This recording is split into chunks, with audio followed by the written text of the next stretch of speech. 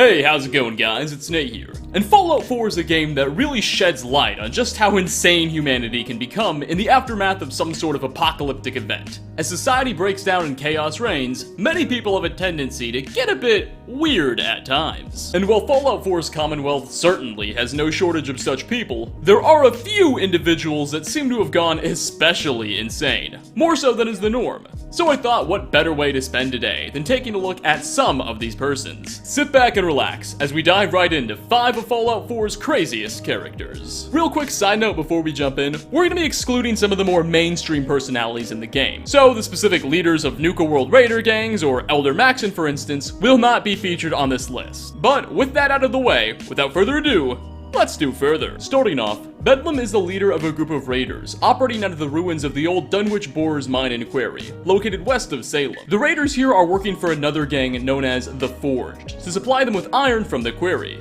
However, according to journal entries, the raiders here at Dunwich Borers have grown to be a bit unproductive. So the Forge sent Bedlam to see if she could reverse the situation and improve conditions. When you first encounter her for yourself, she'll seem to be little more than just another angry, hostile raider that has a name of her own.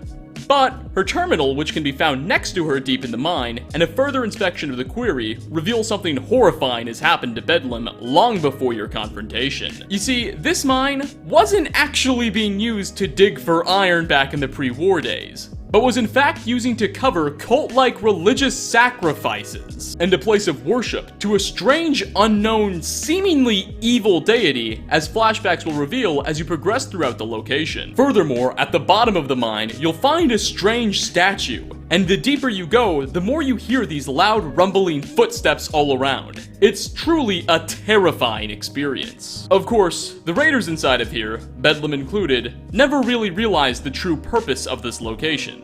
At least, until it was too late. Bedlam's terminal reveals that after she arrived, she, for the most part, was able to restore productivity to the mine. However, soon after, the raiders realized they'd have to venture into the deeper parts of the complex, as they'd exhausted most of the iron at the upper levels. Previously, the raiders had been hesitant to venture too deep into the mine due to a massive ghoul infestation that they really just didn't want anything to do with. This is also likely why they didn't really ever catch on to what the mine was truly being used for. However, now with resources exhausted, they're sort of left with no choice. Bedlam's second to last entry ends with her stating that she intends to personally go into the mine's depths to deal with some ghouls, after a previous group of raiders she sent to clear them out simply hasn't come back yet. She seemed frustrated, writing, "I guess I have to do everything myself around here." The entry right after this one, however, her final entry mind you, takes a very different turn. It is simply her repeating the phrase, quote, "I am safe in the light," 32 times. Clearly, after going into the depths, Bedlam came back a very different person. Something she saw changed her. Of course, we're not exactly 100% sure what it is that's going on at Dunwich. Sure, we know there was a crazy religious cult sacrificing people to death and looking for statues, but why? In Fallout 3, there was a building called the Dunwich Building, which was a paranormal location back then too with similar themes. It was dark, there were ghouls praying to weird Cthulhu statues. It was weird. So I'd imagine this place is run by the same company, praying to the same type of god. Whatever the case, poor Bedlam and the other raiders had no idea what they were in for. Next on our list, we have a truly deranged individual. This is Absalom. He's an NPC that may attack the player at any given time as a part of a random encounter. He'll spawn in at a bit of a distance and just bombard the sole survivor with sniper fire immediately after. He'll be dressed with aviators and a full set of combat armor, making him rather difficult to take down. Now, the interesting thing about Absalom is that he's hostile to pretty much everything. People, raiders, minutemen, gunners, Brahmin. He's just quite frankly a madman. Absalom has just chosen to shoot at anything that moves, without much of a real purpose. At least raiders have the common decency to take your things after they murder you to death. This guy just does it for the sport. Absalom's entire existence seems to be a bit of a callback to a similar character from Fallout 3, by the name of Sam Warwick. He, much like Absalom, would spawn in as a part of a random encounter and proceed to snipe at the player, and whatever else he saw, seemingly for no reason whatsoever. If you manage to take down Absalom, he'll utter the phrase, quote, "Well, that's never happened before," and proceed to die. Well, now it has. For a third spot, meet Theodore Collins. He's a current owner and proprietor of Longneck Lukowski's Cannery. According to him, Longneck Lukowski's cannery was a successful meatpacking plant before the Great War, and while after the bombs fell, operations were obviously discontinued, Theodore one day stumbled upon the ruins, and he noticed the plant itself was mostly unscathed. He was able to successfully repair some of the broken Mr. Handy robots and other machines, eventually making the plant fully operational once more. After doing so, Theodore Collins was able to establish a system with various traders and hunters, where they would bring him fresh meat from hunted animals, and he would process it at his cannery, and then resell the processed meat to the traders to distribute across the Commonwealth. Processed meat, of course, has a much longer shelf life than the normal stuff, making this particularly valuable. When you first enter the cannery, you'll find Collins in a heated debate with a trader, who claims she can't buy as many cans as she used to. According to her, the meat's been recently making people sick, and just isn't as popular anymore. Collins will deny it's his meat that's at fault, and mostly dances around the accusations. If you speak to him after this conversation, he'll admit there is a small mole rat problem, and perhaps they're maybe getting into the meat.